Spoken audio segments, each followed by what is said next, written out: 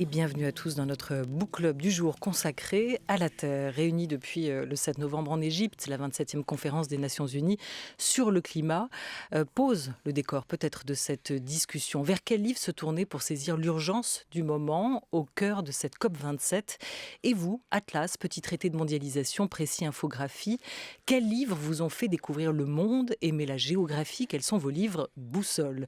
Vie du livre, avis des lecteurs, de quoi parlera-t-on aujourd'hui avec vous, Sébastien Thème? Eh bien, vous l'avez dit, Olivia, des infographies de la littérature publiée au CNRS et puis une infographie de la Révolution française qui paraît, elle, aux éditions Passé Composé. Alors, les lecteurs sont-ils friands d'infographie? Ils ont le temps de nous le dire. La Terre, en tout cas, abrite la vie et les fleuves sont une condition de la vie sur Terre. Voilà en substance ce que nous disent deux livres qui paraissent en même temps. L'Atlas historique de la Terre du géohistorien Christian Grattalou, déjà auteur en 2019 d'un atlas historique mondial, puis d'un atlas historique de la France aux arènes. C'est un livre que vous avez dirigé, Christian Grattalou, bien équipé, avec une bonne équipe. Bonjour à vous. Bonjour Olivier Gisbert. Merci d'être avec nous. Et un deuxième livre, il s'intitule La Terre a soif. Il est de l'écrivain Éric Orsenna, académicien, écrivain voyageur. Il a longtemps présidé le Centre de la mer, publié plusieurs livres entre l'histoire, l'économie, la géopolitique, dont Portrait du Gulf Stream en 2004, Voyage au pays du coton en 2006, Sur la route du papier encore en 2012. Dans ce livre, La Terre a soif, publié chez Fayard, vous vous intéressez, Éric Orsenna, plus particulièrement aux fleuves. La Terre a soif pour cette raison principale que la plupart des fleuves et rivières n'offrent plus assez d'eau pour répondre à des besoins croissants. Écrivez-vous, sujet essentiel à vos yeux, les fleuves, sur lequel vous avez déjà alerté les lecteurs il y a 15 ans avec un autre livre en quête, L'avenir de l'eau. Bonjour Éric Orsenna. Bonjour. Bonjour. Et on commence avec vous, Sébastien Thème, avec cette question qu'on se pose autour de cette recrudescence de publications. Oui. C'est vrai qu'on a noté ça, Olivia, les nombreuses publications ces dernières semaines d'atlas en tout genre. Je pense à l'atlas géopolitique de la Russie de Delphine Papin aux éditions Les Arènes Le Monde, le dessous des cartes, adaptation en livre de l'émission d'Arte présentée par Émilie Aubry, ou encore l'atlas des territoires éphémères de Benoît Simin, un essai atlas historique décalé sur les colonies ratées du XVIe au XXe siècle. Alors pourquoi cette profusion éditoriale et comment elle rencontre un public, Christian Grattalou ? Oui, il y a une raison technique que je vais éliminer tout de suite parce qu'elle n'est pas essentielle. C'est que depuis l'informatisation de la cartographie, il est beaucoup plus rapide et moins coûteux que de faire des cartes. J'ai appris à faire de la cartographie dans les années 70, il y a très longtemps. Avec des crayons de toutes les couleurs Oui, avec des rotrings, avec des plumes même. On faisait des tâches. C'était très compliqué. Donc aujourd'hui, on fait des cartes, mais pour que les cartes soient bonnes, il faut qu'elles soient faites par des vrais professionnels, comme Delphine Papin, vous avez cité, qui a fait les cartes d'Éric Orsenna. Vous avez parce qu'au-delà de cette raison technique, il y a une raison beaucoup plus profonde. C'est que on a compris qu'il fallait penser spatialement le monde, qu'il fallait le voir dans sa contiguïté, dans ses voisinages et dans ses épaisseurs. Et pour ça, il faut des cartes. Pour moi, il y a d'abord une question géopolitique qui est très nette autour de 1980. C'est d'ailleurs à ce moment-là qu'apparaît dans les dictionnaires le mot mondialisation. Et c'est à ce moment-là qu'on s'aperçoit que c'est pas avec du temps seulement qu'on peut expliquer les sociétés qui seraient développées, en voie de développement, sous-développées, moins avancées. Enfin, c'est du temps, ça, c'est du développement. Tandis qu'on a d'ailleurs employé l'expression nord-sud à ce moment-là. C'est 80 aussi. Donc, vous avez à ce moment-là l'idée qu'on a des voisins qui ne sont pas comme nous en retard. Si j'ose dire, qui sont différents. Et cette différence du monde qui nous a sauté à la figure, qu'on a pris à coup de choc pétrolier, entre autres, à ce moment-là, c'est quelque chose qui a nécessité de voir cartographiquement le monde. C'est aussi au moment où le mot géopolitique est réhabilité, après un passé sulfureux.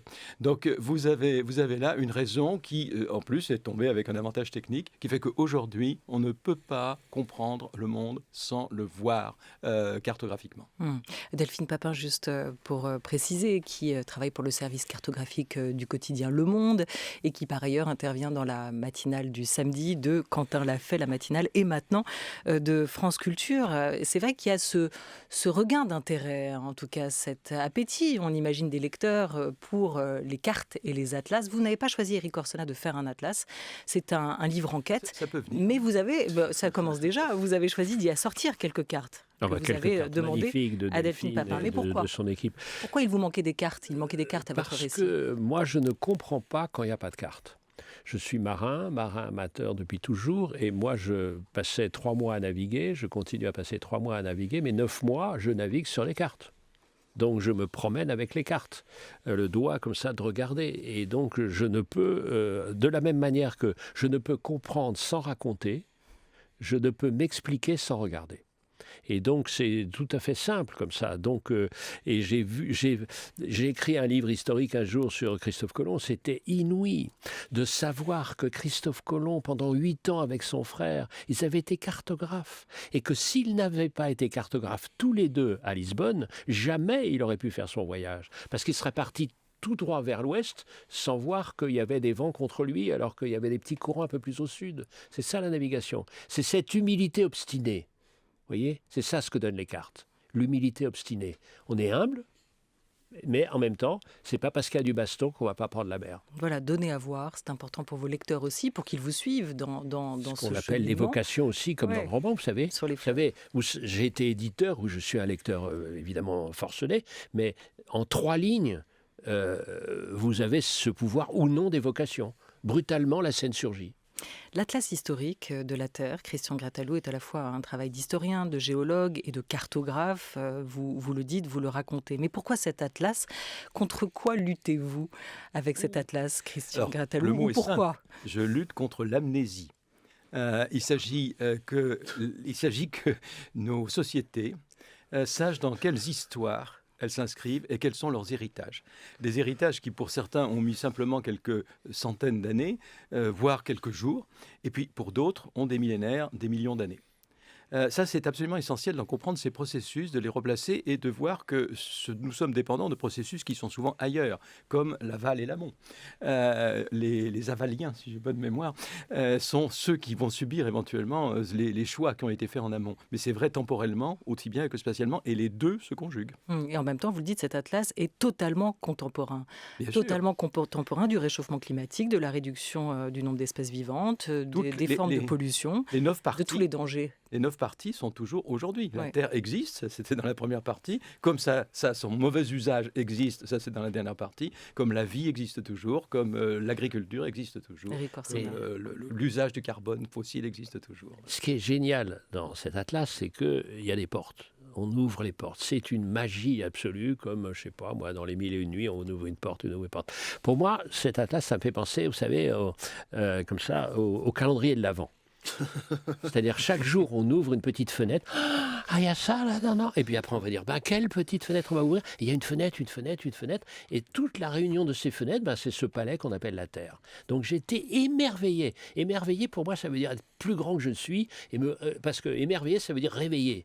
C'est-à-dire j'ai toujours l'impression, même si je suis un hyperactif maladif et tout ça, de pouvoir encore aimer plus. Et puis ce qu'il faut dire, c'est que comme devant un calendrier de l'Avent, Éric Corsena, on a le droit le 1er décembre d'ouvrir en fait la porte du 24 décembre. Enfin, en tout cas, moi j'ai toujours fait ça. J'imagine que vous, devant l'Atlas, vous êtes allé chercher au chapitre 25. Je suis un patient extraordinairement impatient. Voilà, il n'y a pas de chronologie à suivre. Il y a de l'ordre et il n'y a pas d'ordre. Il y a les deux. Vous avez soumis sur les réseaux sociaux, sur Instagram, aux auditeurs, lecteurs de ce book club que nous animons ensemble, Sébastien Thème, une citation pas facile d'un grand géographe. Un peu sibylline. Du géographe Élisée Reclus, la citation c'est « L'histoire n'est que la géographie dans le temps, comme la géographie n'est que l'histoire dans l'espace ». Alors, est-ce que vous pouvez nous éclairer sur cette citation tous les deux? Peut-être Éric Corsena. Non, mais moi d'abord, je vais laisser le patron expliquer, moi ça me fait marrer. Le mec s'appelle Élisée Reclus, qui s'appelle Élysée Palais machin, et Reclus, c'est-à-dire il est là comme ça. C'est la merde. Moi j'ai un prof de géologie, il s'appelle Pierrick, Alors le mec qui avait décidé d'être autre chose que géologue en s'appelant Pierrick Graviou, il fallait, non, et c'est un prof de géologie magnifique. Alors ça veut dire quoi? Et là, vous vous tournez vers Christian Alors, Grattalou. ce mantra, effectivement, il est souvent utilisé. C'est vrai que le mot géohistoire, que j'ai emprunté à Braudel, c'est un terme qui permet un peu de le résoudre en disant un peu ce que dit Reclus, il y a du temps dans l'espace, c'est de l'espace dans le temps. Mais plutôt, c'est parce que la division que l'on fait du temps et de l'espace, qui correspond effectivement à la vue et à l'ouïe, comme ça a été évoqué, c'est quelque chose qui n'a de sens que si on les conjugue. Je dis souvent qu'une période historique type Antiquité, c'est une région. Ça n'a de sens que si vous en faites sa géographie. Le monde antique, c'est le monde romain agrandi, en gros, autour du monde méditerranéen. Et réciproquement, si vous prenez une région, elle a une naissance et elle a une fin. Vous découpez l'espace, c'est du temps. Vous découpez le temps, c'est de l'espace. Au fond, la frise chronologique historique, c'est la même que la carte géographique. Disons que ça, c'est des modes d'écriture que l'on a. On a ces deux modes d'écriture, il faut les conjuguer. Ce qu'on fait dans l'Atlas, on a plein de frises, éventuellement de chronologie, et on a bien sûr surtout des cartes. Mais l'infographie, c'est ce qui permet d'écrire graphiquement, c'est-à-dire de mettre, c'est la coprésence, l'écriture graphique. Les choses sont mises en même temps. Donc on a en même temps l'amont et l'aval sur la carte d'un fleuve. On va les conjuguer, on va inventer un nouveau mot, on va les confluer. Voilà, les confluer, c'est-à-dire les fleuves comme ça qui sont là sans arrêt. C'est ça, les savoirs. C'est ça ce qu'il y a dans votre atlas. C'est un effort de confluence, je suis tout à fait d'accord. Une sorte d'opéra des savoirs, comme ça. Voilà. Et on a l'impression d'un grand concert des très beau, savoirs. opéra des Et on dit comme ça, il y a le triangle. On entend là. Et là, ton troisième violon, on t'a pas entendu. Clac, en avant. Voilà, donc c'est pour ça que vous, en tout cas Christian Grattalou, vous vous présentez ou on vous présente comme un géohistorien parce que vous associez en permanence ces deux disciplines avec plus de 300 cartes dans cet atlas qui paraît à travers les siècles et les continents pour permettre de mieux comprendre aujourd'hui notre planète. Les fleuves aussi ont une histoire, Éric Orsena. Bien sûr, on a des histoires, mais je voudrais rappeler juste que pour avoir 300 cartes pour 29,90 €, ça fait vraiment pas cher la carte. Donc voilà. Et puis, j'étais en train d'essayer de diviser 29,90 par 300, mais je ne suis pas assez fort. Voilà, on fera ça autre chose. Et donc, on demandera à Cédric Villani de nous faire le truc. Et donc, avec qui je suis en train de travailler, avec le grand Cédric. Non, évidemment, ils ont des histoires. Moi, ce qui me ravit, c'est que, vous savez, quand j'ai fait il y a 15 ans ce premier tour du monde de l'eau, on m'a dit, bon, c'est intéressant, tout ça, machin, etc. En tout cas, clair, c'est que ça ne nous concerne pas. C'est exotique. S'il y a une chose qui est sûre, la France ne sera jamais touchée par des vrais phénomènes de sécheresse et sûrement pas la Bretagne. Résultat, chez moi en Côte d'Armor, pendant 2 mois, des réductions, etc., des interdictions, etc. Donc, je me suis dit, pour faire comprendre ce qui se passe, on va passer d'une matière qui est l'eau, absolument essentielle mais un peu abstraite, à des personnages qui sont les rivières et les fleuves. Et donc j'ai raconté 33 histoires de 33 personnages, tous singuliers. Et je retrouvais un peu ma petite casquette de romancier, c'est-à-dire il était une fois le Gange, il était une fois l'Amazone, il était une fois le Trieux, chez moi, 72 km. À chaque fois, c'est une histoire. Et c'est comme ça, ce passage sans arrêt de l'histoire et de la géographie. Moi, c'est ça c'était dans le temps, on appelait ça histoire géo. Et puis, on s'est séparés comme ça. Et puis, la géographie est revenue frapper, parce que n'oublie pas. C'est vrai. Il n'y a pas que les mecs.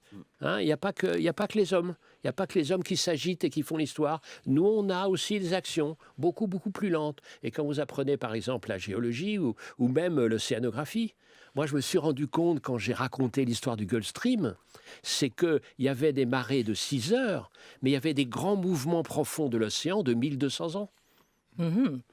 Alors, on va réentrer dans cette matière tout de suite avec votre livre à vous, Éric Orsena, et une exposition. On peut peut-être juste quand même faire un clin d'œil à cette exposition dont vous êtes le commissaire ou le co-commissaire qui a lieu en ce moment au musée Confluence à Lyon, qui s'appelle « Nous, les fleuves ». Nous, les fleuves, c'était pour incarner ça, c'était pour raconter l'histoire. Donc, c'est des histoires formidables, bien sûr, il y a toutes les légendes, puis toutes les réalités. Il y a des peintures formidables, parce qu'il y a à la fois Pissarro, Monet, etc.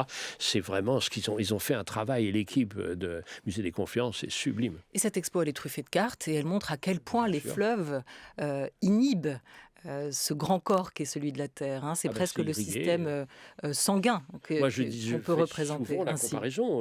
Ma femme est médecin vasculaire, on est en train d'écrire un livre ensemble parce qu'on s'est rendu compte qu'on faisait le même métier. Moi, je m'occupais de la planète et elle s'occupe des fleuves avec ce qu'elle fait comme examen. Alors, Pas fidèle toujours rassurant. à votre habitude, en tout cas, Éric Orsena, dans La Terre à soif, vous entrez dans l'histoire par la petite histoire, comme vous le disiez, en nous racontant la vie des fleuves cette fois, et de ceux qui habitent autour du Danube, du Rhin, du Nil, de la Loire. Vous faites le portrait de 33 fleuves dans ce livre, 33 manières de respecter un trésor unique, nous dites-vous, ou de le saccager. Est-ce que ça marche? Est-ce que le procédé est le bon pour capter l'attention du lecteur? Sébastien Thème, une lectrice. Une lectrice, tout à fait. Elle s'appelle Laurence Merveille, ça s'invente pas, vous voyez. Elle tient Laurence Merveille, absolument. Elle tient la librairie Antigone à Gembloux en Belgique et elle nous parle justement de votre livre La Terre à soif. C'est un livre d'histoire, de géographie, d'ethnologie. C'est une grande enquête pour voir l'état des grands fleuves d'Europe, d'Asie, d'Amérique. Éric Orsena est parti du constat que la terre avait soif, c'est pas une nouveauté. La sécheresse sévit beaucoup. Et donc, il est parti à la rencontre des gens qui travaillent autour des fleuves, voir comment ils vivent, comment ils exploitent ce fleuve, positivement, négativement. Toutes les rencontres qu'il a faites, il nous en parle. C'est un livre scientifique, mais à la fois très humain et très facile d'accès, avec de très belles évocations de paysages, de personnes. Ça peut paraître un livre triste, négatif, parce que le constat fait peur, mais les rencontres qu'il a faites et ce qu'il nous en dit nous donnent de l'espoir, je pense. Et donc, voilà, c'est une belle découverte à faire. Voilà, alors, Laurence Merveille qui évoque la question du désespoir, de la tristesse. Vous l'écrivez aussi d'ailleurs au début de votre livre, au cœur de ce brûlant été 2022, nous regardons le soleil sans comprendre. Cette malédiction ne vous empêche pourtant pas d'écrire, Éric Orsena. C'est l'optimisme qui vous porte? Non, c'est que moi, vous savez, j'ai une règle morale assez simple, c'est-à-dire pourquoi je bouge comme ça. C'est d'abord pour expliquer, ensuite pour émerveiller, ensuite pour alerter et ensuite pour proposer. Parce que si on ne propose pas, ça ne sert à rien. Et donc je suis en ce moment lancé dans un tour de France des solutions face à la sécheresse. J'ai passé par exemple vraiment une journée entière passionnante à visiter des actions de terrain à Montpellier, dans toute la région d'Occitanie, et il y a des tas de solutions. Simplement qu'il faut qu'on considère qu'au lieu d'être des enfants gâtés et ouvrir le robinet, c'est une ressource rare. Au lieu de saloper en versant du plastique partout dans les rivières qui évidemment se déversent dans l'océan, il faut quand même mieux respecter. Et quand on respecte mieux, on a des ressources. Vous savez, regardez le mot ressources. C'est 2 fois source. Ressource, ça veut dire une nouvelle source. Donc on a des ressources. Donc moi, je traque les ressources. Et dans votre livre, La Terre à soif, vous rappelez d'ailleurs que vous avez créé avec Elisabeth Héroux une association internationale, Initiative pour l'avenir des grands fleuves. Ce livre, en fait, Éric Orsena, La Terre à soif, c'est un peu le versant théorique des actions que vous menez sur le terrain. C'est un livre manifeste. C'est pareil, c'est nourri, c'est les uns les autres. Et cette association dont vous parlez est absolument clé, absolument comme Christian, c'est-à-dire que on peut pas être seul dans un atlas. C'est contradictoire. Il faut croiser les regards, il faut croiser les attentions, croiser les échelles. C'est ça. Au fond, nous sommes des croisés pacifiques. Christian Gratalou, ce qui est intéressant avec Éric Orsena, Sébastien, c'est qu'il a choisi d'incarner toutes ces histoires. On aurait tendance à penser que l'Atlas est un peu un objet froid, mais c'est ce que nous dit aussi peut-être Élisée Reclus. On peut pas... Non, mais oui, vous êtes... On peut pas penser l'histoire sans la géo, sans les hommes aussi. Sans les hommes, mais aussi peut-être avec une dose d'optimisme, ou pas d'ailleurs, c'est ça qui est... Le titre complet de l'Atlas, c'est de la Terre et son usage par les humains. C'est-à-dire, effectivement, il y a plein d'hommes partout, presque pas tout à fait au départ, et ensuite ils interviennent très vite. Et surtout, il y a un point sur lequel je voudrais insister, c'est qu'il faut à la fois alerter et proposer. C'est vraiment les 2 éléments qu'a rappelé Éric Orsena, parce que j'ai pas voulu que ce soit un atlas de l'Anthropocène. C'est un mot qui n'est d'ailleurs pris que comme un objet d'étude dans les pages d'histoire des sciences, parce que c'est un terme controversé qui n'a pas forcément un sens scientifique établi, et qu'il s'agit bien effectivement de faire des constats, de mettre les dossiers sur la table pour voir quelle est la durée dans laquelle cela s'inscrit, d'alerter effectivement, mais de dire aussi, attention, on peut très bien régler les problèmes. Simplement, il faut s'associer, croiser les regards, et puis retrousser les manches. Et tendre l'oreille, parce que ce qui me frappe dans ce livre, c'est que j'ai l'impression qu'il y avait des horloges. Il y a des horloges rapides, des horloges lentes. C'est à la fois la vue et les horloges. C'est un livre complet. Moi, c'est-à-dire m'embarquer en bateau, j'emporte un atlas. Oui, la question du temps est essentielle, mais vous le rappelez aussi quand il s'agit des fleuves. Pourquoi les fleuves? Vous donnez 5 raisons dans ce livre. Parce que le fleuve, c'est l'eau et donc la vie, parce que le fleuve, c'est un chemin, parce que le fleuve, c'est une force qui ne demande qu'à nous venir en aide, parce que le fleuve, tout fleuve est un royaume, est un récit aussi. Et enfin, dites-vous, Éric Orsena, parce que le fleuve, c'est le temps qui passe, c'est notre temps qui passe, et c'est un peu le temps qu'il fait aussi. C'est clair, et puis c'est à la fois le meilleur et le pire. Pasteur disait, nous buvons 80% de nos maladies, et puis les mots, riverain, ça veut dire rival aussi. C'est pareil, on ne sait pas. Et il se trouve que j'ai l'honneur, moi, maintenant, de donner des cours à l'école de guerre, parce qu'il n'y a pas que des gentils là-dessus. Et puis imaginez les batailles autour du Nil, entre l'Éthiopie et l'Égypte. Imaginez les batailles pour essayer de sauver un peu d'eau dans le Mékong, alors que se multiplient les barrages. Et puis des données que Christian connaît par cœur, mais quand même c'est très frappant. À 400 millions d'êtres humains près, la moitié de la population du monde dépend pour son eau d'un fleuve qui descend du Tibet. Imaginez ça, ce que ça veut dire. Une bonne moitié, oui. Donc, ça veut dire que la répartition de l'eau n'est pas égale, ni d'ailleurs dans l'espace, ni dans le temps, puisque maintenant on a l'enchaînement de trop d'eau à pas assez d'eau. C'était intéressant parce que dans vos cartes, vous parlez notamment du Nil aussi, Christian Grattalou. En quoi la question de l'eau, elle est au cœur de tout.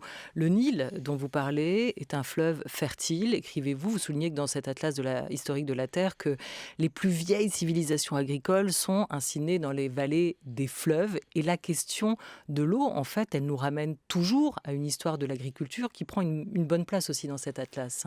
Ah oui, parce que l'usage de la terre, c'est la terre à tous les sens du mot, y compris des sols. Mais vous avez bien fait d'associer effectivement les premières civilisations, pour employer un vieux mot, et les grands fleuves. Ça, c'est un classique de le faire, mais c'était important de le répéter. Il y a un usage avec les 5 sens du fleuve qu'avait rappelé Éric Orsena, qui nous ramène effectivement à ces fleuves. Et pour ça, il faut les cartographier. Et le Nil est quand même, malgré tout, un exemple fascinant. Il n'y a pas, malheureusement, mais je l'ai fait par ailleurs, toute la poésie du rêve des sources du Nil, de la recherche des sources du Nil, qui vient la du monde de la poésie, Lune. elle est chez Éric Orsena. Là, vous avez vous avez tout à fait quelque chose qui lie le rêve de maîtrise du monde des Européens du 19e siècle à des récits particulièrement anciens. Et sur ce point-là, que nous disent vos cartes? Est-ce qu'on va bientôt manquer d'eau? Si on continue à faire des bêtises, oui. C'est très simple. La réponse est oui. D'abord, on manque d'eau dans bien des régions du monde, dans bien des lieux et surtout dans bien des catégories sociales du monde. Mais néanmoins, il y a assez d'eau pour tout le monde. Simplement, il faut la réguler, l'organiser, la prendre en charge et surtout la respecter. C'est presque la deuxième idée de votre livre, Éric Orsena, La Terre a soif. Et elle aura bientôt très faim, dites-vous encore, comme pour noircir un peu le tableau, si on ne s'occupe pas rapidement de cette question de l'eau. Pareil, comme il y a un couple entre histoire et géographie, il y a un couple indissociable entre la terre et le sol. Et si on méprise l'eau et puis on saccage le sol, évidemment on aura faim. Alors que tout est possible, tout est encore possible comme jamais, parce que à la fois on peut revenir à des respects antérieurs, mais aussi on peut découvrir des choses. En ce moment, moi je regarde beaucoup ce que font les agronomes, par exemple sur le riz. On a trouvé des manières de produire du riz avec 3 fois moins d'eau. Et donc ça me passionne en même temps. Vous voyez, c'est ça, ce genre d'exploration du possible. Et il nous reste encore des possibles, justement? Il nous reste du temps? On n'a pas déjà... Il faut y aller. C'est pas trop tard? Non, c'est pas trop tard. Il faut y aller. Bien sûr, il faut faire. Il faut voir un peu par exemple, le recyclage chez nous. Par exemple, le recyclage, on est très, très en retard sur le recyclage par rapport à d'autres pays, comme où j'ai été, en Israël, à Singapour. On a des normes qui sont complètement folles. Donc, on peut faire ça, bien sûr, et qu'on peut utiliser bien moins d'eau qu'on ne pense. Et puis, encore une fois, la respecter. Et puis, la respecter encore, respecter les fleuves. Encore une fois, cette histoire de plastique, moi, ça m'a frappé. Je suis donc marin, mais on avait l'impression qu'il y avait un continent de plastique qui était venu comme ça par hasard et qui avait surgi du fond de l'océan. Pas du tout. C'est nous qui jetons du plastique et qui se retrouvent par la force des courants à créer ces saloperies. C'est une série d'histoires incarnées par les témoignages que vous avez récoltés, Éric Orsena, certes, et par vous, puisque l'enquêteur que vous êtes a toujours su voir les fleuves autrement, à commencer par votre Bretagne natale, le long de l'île de Bréa, où vous avez vos attaches familiales. On a des fleuves dans la mer, comme vous le racontez déjà dans un précédent livre cité tout à l'heure, autour du Gulf Stream, ce courant rapide aussi du Kerpong, vous avez, qui a rejoint cette réflexion autour du Gulf Stream, et qui est un autre fleuve qui traverse l'océan et qui nous réchauffe ici en Europe. Éric Orsena est notre premier invité à l'occasion de la parution de La Terre à soif chez Fayard, et Christian Grattalou avec son précieux atlas historique de la Terre, sous-titré Une synthèse inédite de l'histoire de la planète et son usage par les humains. Des livres à la carte aujourd'hui avec Sébastien Thème, France Culture, il est 13h16. Sébastien, je me retourne vers vous. On a parlé des cartes, de cartographie, mais on va parler aussi un peu plus précisément d'infographie. D'infographie. Alors déjà, qu'est-ce qu'une infographie ? C'est un support, un instrument qui permet de rendre lisible pour les lecteurs des données de nature très variée, à la différence de la carte géographique qui se concentre, elle, sur des données spatiales. Alors l'infographie, elle permet d'aborder l'économie, la chronologie, différentes unités de mesure, mais l'infographie et les cartes ne s'opposent pas. Au contraire, elles s'harmonisent, elles s'enrichissent. Des ouvrages pour traiter de deux sujets sont édités. Le premier livre s'articule autour d'un sujet historique, la Révolution française, une période marquée par des événements et des bouleversements, qu'analyse l'historien de la Révolution française Jean-Clément Martin et mise en image par le data designer Julien Pelletier. Et quoi de mieux que des images pour conceptualiser de grands faits historiques, la chute de la monarchie, la terreur, la contre-révolution, ou comme l'explique Julien Pelletier, la condition des femmes. Je pense que je vais revenir sur les femmes, la place des femmes.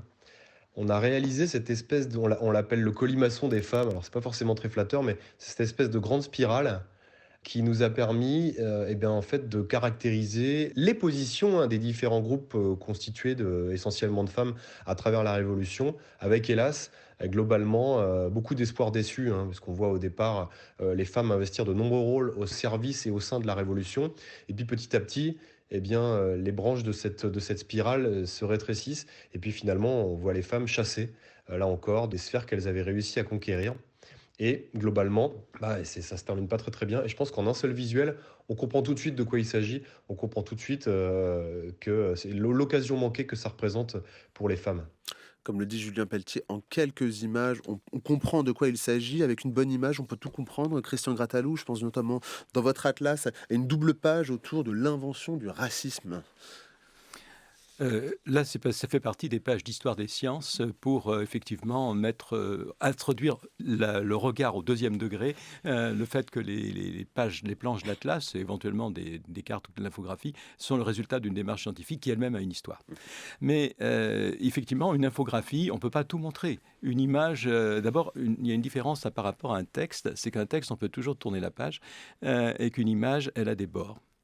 Et que travailler avec les bords, choisir son cadrage, c'est quelque chose qui est absolument essentiel pour une carte comme pour une infographie.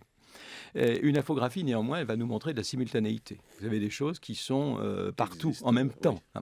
Et enfin, une infographie, elle va utiliser des métaphores spatiales implicites dans notre lecture, comme le haut et le bas, ou la gauche et la droite, le centre et la périphérie. Orienté. Et voilà, d'où le fait que quand on parle, on utilise des métaphores spatiales pour dire orienté, comme on va dire l'Occident également, qui va être une entité, le Nord et le Sud, on va dire l'Est et l'Ouest, etc. C'est, comme on dit, le haut et le bas pour décrire de la société. L'amont-l'aval. Voilà, et bien sûr, éventuellement, pour un processus économique, on va dire l'amont-l'aval. Donc, ce ne sont pas que des métaphores, c'est aussi d'une visualisation. Une infographie, c'est le mettre réellement en image.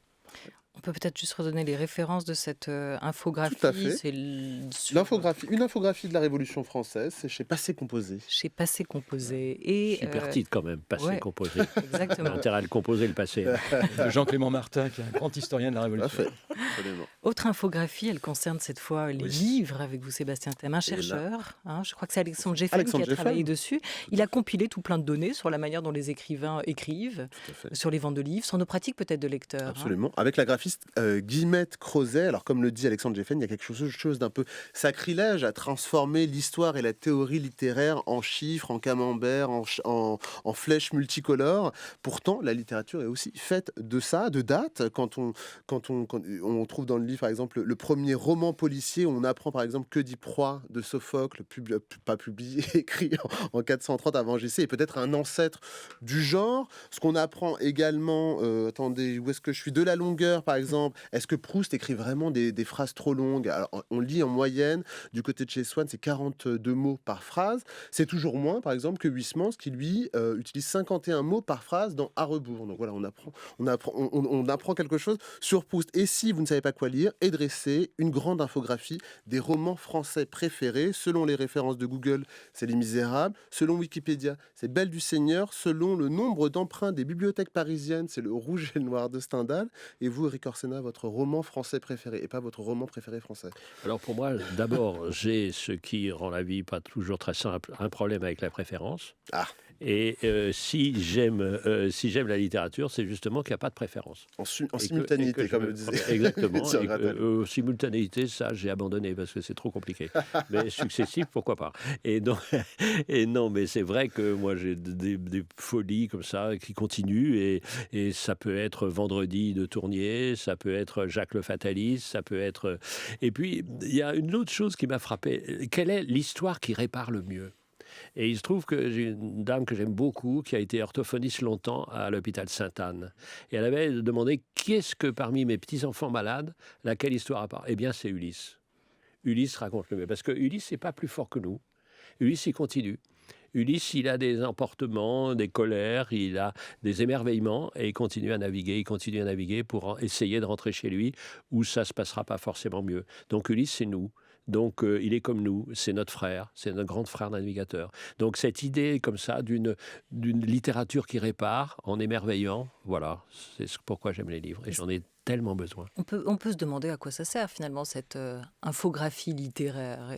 Mais ce qui transparaît quand même à la lecture de ce livre, c'est à la fois le côté ludique, mais aussi instructif et de se rendre compte qu'on fait partie tous de communautés de lecteurs ou de communautés d'écrivains malgré nous. Tout à fait. Des écrivains à la phrase longue, des écrivains au suspense. Des écrivains qui écrivent en ligne aussi. C'est formidable, Olivia, c'est formidable. Vous savez, si on était des Indiens, on aurait des tirets. Tu vois, c'est l'écrivain à la phrase longue, Ouais. avec des plumes étranges, etc. Ou c'est l'écrivain qui dit « ou c'est l'écrivain, ou je sais pas, qui se prive de « par exemple, hein, quand on a vu comme ça les exercices, etc. Donc, moi, j'aime bien... C'est dommage qu'on ait des mots si courts.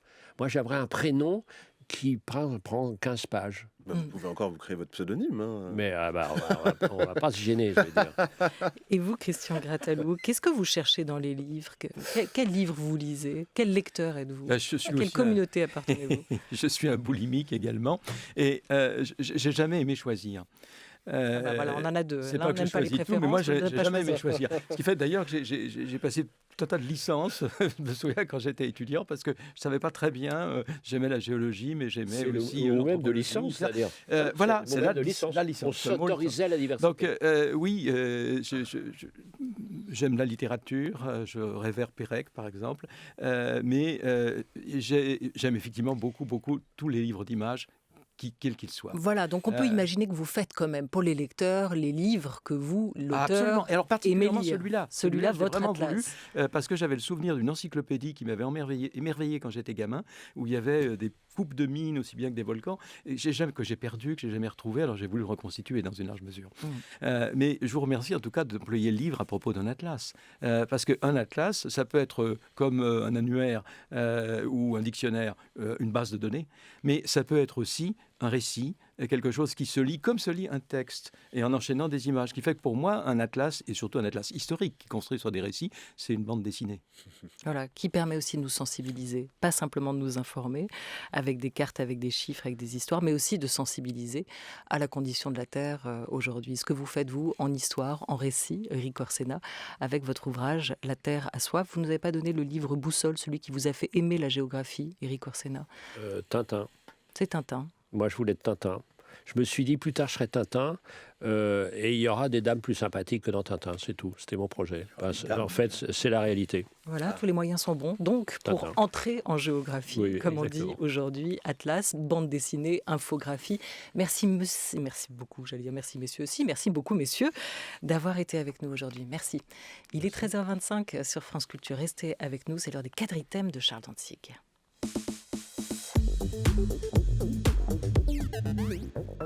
Merci. Toute cette semaine, on écoute Charles maintenant. Vous savez quoi, toute cette semaine encore, Charles Dantzig va décliner un thème en 4 nuances de rouge. Blaise Cendrars, Barbet d'Aurevilly, Mayakovsky et Aragon. On commence aujourd'hui avec Cendrars et le rouge de l'enthousiasme. Dans ce quadrithème, j'inventerai la catégorie du rouge littéraire. Comment peut-on être rouge ? Eh bien, je pense d'enthousiasme, de colère, d'esprit révolutionnaire ou de honte, comme 4 écrivains vont nous le montrer. Blaise Cendrars est celui qui a le plus beau rouge, puisque c'est un rouge de forme. Forme ascendante, rapide, zébrée, venant d'un heureux caractère, prompt à l'enthousiasme. Ce rouge littéraire peut s'apparenter au vermillon. Cendrars n'était pas un aventurier, malgré ce qu'il a cherché à nous faire croire à ses débuts. Il n'en avait pas le temps, il écrivait. On a appris après sa mort que, lors du voyage en Russie qui l'a amené à écrire son grand poème « La prose du Transsibérien », où il se montre parcourant l'Empire russe, il a en réalité passé la plupart de son temps à la bibliothèque impériale de Saint-Pétersbourg. Et c'est très bien. Tout le monde ou presque peut marcher avec un piolet. Tout le monde ne peut pas avoir l'imagination d'un poème. De plus, si Cendrars s'était énamouré de la Sibérie, c'est à cause d'un livre trouvé dans la bibliothèque de son père.